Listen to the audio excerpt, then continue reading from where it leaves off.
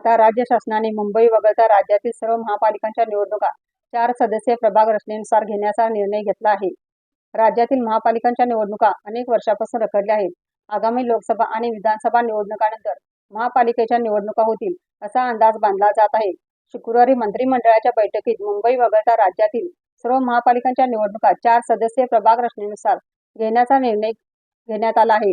या निर्णयामुळे महापालिका निवडणुकांचा विषय पुन्हा एकदा चर्चेत आला. प्रभागांचा आकार वाढणार असल्यामुळे उमेदवारांचा प्रचार करताना नाकीनऊ येणार आहे. त्यासोबतच खर्चही वाढणार आहे.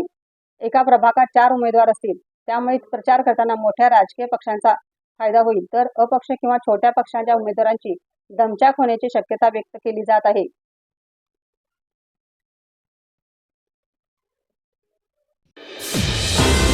रणनीती न्यूज चॅनेलला आजच सबस्क्राईब करा आणि रहा अपडेट.